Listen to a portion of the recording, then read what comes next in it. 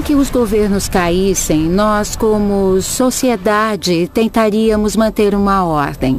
Mas como não haveria uma figura central, diversos grupos de pessoas estariam lutando entre si pelo poder e viraria um caos. Com os sistemas de abastecimento interrompidos, encontrar comida e água seria uma luta de vida ou morte. Por causa da globalização, nós nos tornamos mais dependentes da entrega de produtos frescos no mesmo dia. O que vai acontecer quando os caminhões pararem de chegar? O que vai acontecer quando os navios pararem de navegar e os aviões não voarem mais? O assustador no apocalipse zumbi é que eles podem nos matar de diversas formas, sem precisar de contato físico nenhum. Podem nos matar de fome, desidratação ou com a doença. Como em qualquer desastre, a sobrevivência dependeria de uma boa comunicação. Seria preciso usar o que restou dos meios de comunicação para compartilhar informações com os sobreviventes. A primeira linha de defesa contra um surto de zumbi seria a nossa comunicação. Se sobrevivêssemos e conseguíssemos entender a natureza da ameaça, então os nossos celulares e a internet seriam a nossa primeira linha de defesa. É bastante engraçado dizer que o Twitter talvez nos ajude no apocalipse. Mas pode muito bem ser que isso aconteça. A comunicação é essencial, mas não será suficiente. Os militares precisariam mobilizar seu arsenal para lutar contra a horda de zumbis. E enfrentar um exército de zumbis exigiria uma estratégia militar totalmente nova. Os exércitos modernos vão ter que repensar sua estratégia ao lidar com hordas de mortos-vivos. Vão ter que saber as táticas para enganar o inimigo. Acho que o exército moderno atiraria muito menos e escaparia muito mais se enfrentasse uma horda de zumbis. Se você disparar uma arma para matar um zumbi, poderia haver 10 mil na esquina que ouviriam o tiro. Mesmo com a nova estratégia, nenhum exército poderia vencer sozinho. Também dependeríamos da comunidade internacional para fechar as fronteiras e isolar o país infectado, impedindo a disseminação do vírus zumbi.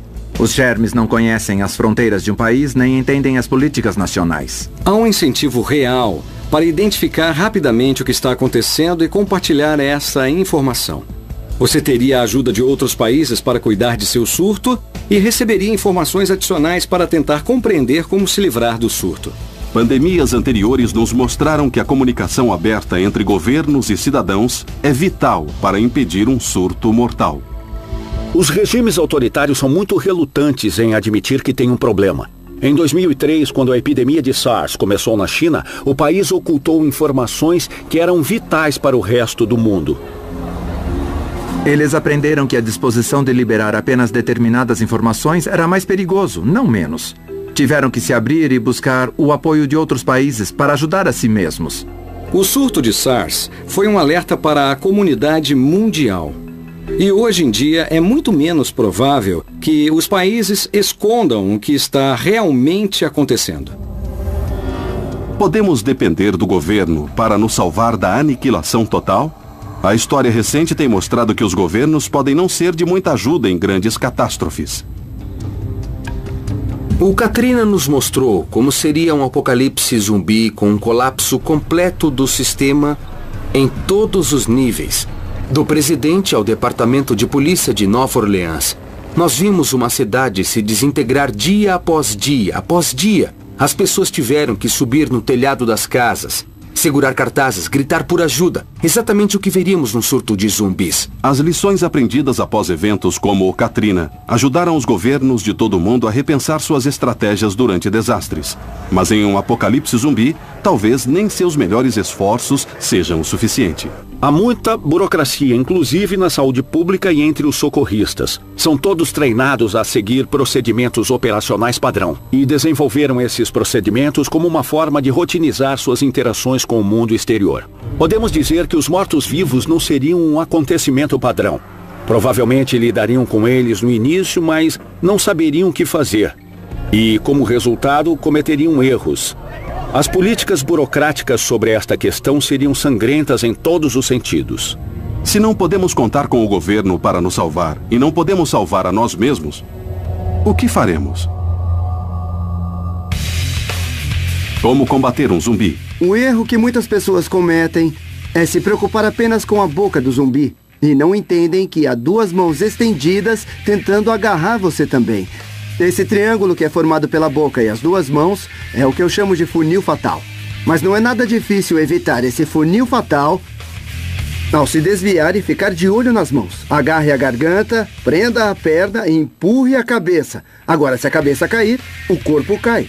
Então, dessa forma, você poderá fugir ou acabar com ele dando um pisão na cabeça.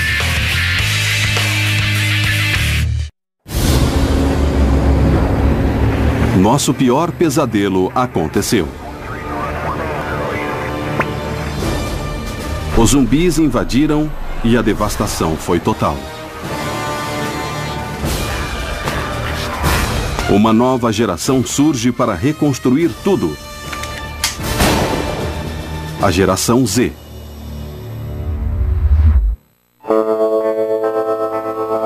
As crianças que cresceriam após um surto de zumbis teriam muitas dificuldades e seriam bem mais resistentes. Seriam como os meus avós da Segunda Guerra Mundial, que até morrerem ainda reutilizavam sacos plásticos e colocavam água na garrafa de suco para fazê-la render mais. Quando comparamos as gerações e imaginamos como enfrentariam um apocalipse zumbi, lembramos da geração da Segunda Guerra Mundial. Eram pessoas muito fortes que haviam sobrevivido à depressão e a uma guerra difícil. À medida que a sociedade se recuperaria, como seria esse novo mundo? Depois de um apocalipse zumbi, a economia mudaria drasticamente, voltando ao escambo e à subsistência. Seríamos obrigados a produzir para consumir. E a aprender a fazer coisas com as próprias mãos seria muito importante. Indústrias de alta tecnologia desapareceriam, pois a sociedade pós-apocalíptica priorizaria as necessidades humanas mais básicas. Qualquer pessoa que não fosse capaz de contribuir na defesa ou na cadeia de abastecimento seria um cidadão secundário. As profissões mais valiosas seriam setores que realmente salvam vidas e alimentam as pessoas. Os médicos e os agricultores seriam essenciais. Os engenheiros e mecânicos para gerar eletricidade e utilizar a infraestrutura restante. Como estão as coisas aí? Ainda temos muito que fazer. Após um desastre de grande escala, alguns deixariam de se preocupar com o bem comum e resolveriam as coisas com suas próprias mãos. Em muitos filmes pós-apocalípticos, vemos a situação do lobo solitário, do cara que resiste com um arsenal de armas, sozinho contra o mundo. Nós temos ideias muito românticas. Quando chegar a hora, quero ver você plantar uma horta e colher sozinho. Os sobreviventes Rambo encarariam a situação com uma grande dose de testosterona, com armas e lança-chamas para abrir caminho.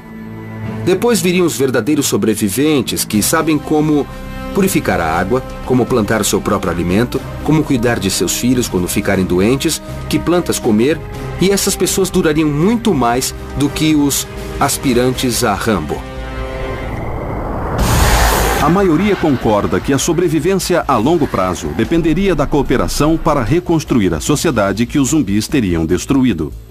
Um indivíduo não pode reconstruir uma civilização.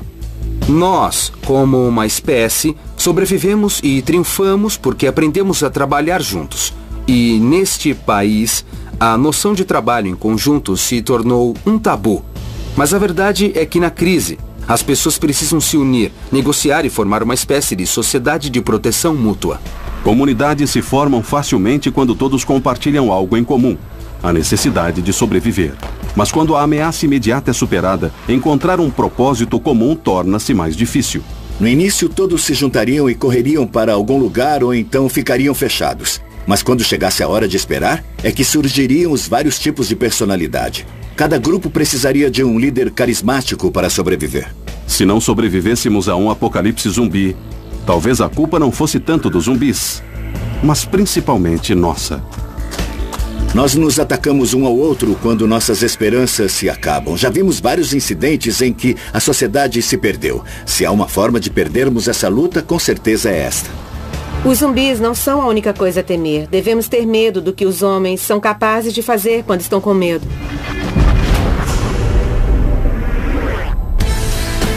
Se a natureza humana é muitas vezes o nosso pior inimigo, não há nada que possamos fazer para impedir nossa autodestruição?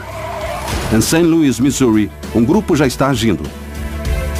O Zumbi Squad. O Zumbi Squad começou com um grupo de amigos que gostavam de filmes de zumbis. e que achavam que sobreviveriam melhor do que os personagens. Até que se transformou numa discussão sobre as habilidades necessárias para sobreviver. A passagem do Zumbi Squad é simples. O modelo de sobrevivência do lobo solitário não funciona. Para superar um grande desastre é preciso haver uma comunidade. Vamos para aquele lado. É muito melhor ter um grupo de pessoas ao seu redor, seus amigos, pessoas com quem você trabalha bem e com quem tem um bom relacionamento. O grupo não foi criado para destruir zumbis, pois também recolhe alimentos enlatados e faz campanha de doação de sangue para a Cruz Vermelha. Nos divertimos, saímos e causamos. Mas, ao mesmo tempo, chamamos a atenção das pessoas. Para se construir uma comunidade, é preciso conhecer os vizinhos. Se você já tem um conhecido, terá uma chance melhor de sobreviver. No início, nem todos conseguem levar o Zumbi Squad a sério, incluindo os membros do governo local. Eu pensei, por que estão vestidos como zumbis? É dia das bruxas? Mas o treinamento do Zombie Squad oferece um excelente material de apoio. Eles nos mostraram como podemos construir uma comunidade de diferentes maneiras. Nós acreditamos que se você se preparar para os zumbis, um tornado não é grande coisa. Você pode se preparar para um terremoto. Os responsáveis pelo salvamento em caso de catástrofe começaram a levar o Zumbi Squad a sério. Os membros do Zumbi Squad nos ajudaram com o treinamento de esquadrão regional. Eles atuaram como suspeitos e vítimas. Quanto maior o nível de estresse no treino, melhor vão reagir no mundo real. Então, quanto mais realista, melhor. O que começou como uma comunidade online em St. Louis se tornou uma organização mundial com 28 filiais e 20 mil membros ativos. Há escritores, produtores de cinema, cientistas, físicos nucleares, militares, e todos estão se unindo para criar uma grande fonte de informações. Nem todos que se juntam ao Zumbi Squad acreditam que um apocalipse zumbi está prestes a surgir. Mas todos acreditam que precisamos estar preparados para a próxima catástrofe, seja ela qual for. E se os mortos retornarem, bem, talvez grupos como o Zumbi Squad favoreçam a humanidade. Espero que em tempos de crise muitas pessoas demonstrem suas melhores qualidades, pois elas é que vão se levantar e enfrentar os zumbis ou outros predadores humanos. Se houver um número suficiente de pessoas nessas condições, nós conseguiremos contra-atacar e sobreviver. Os zumbis podem representar a maior ameaça para a civilização que podemos imaginar. Mas se nos prepararmos para o impensável, estaremos prontos para o inevitável. Será que vamos ouvir os alertas da história? Ou estamos condenados a um destino pior que a morte?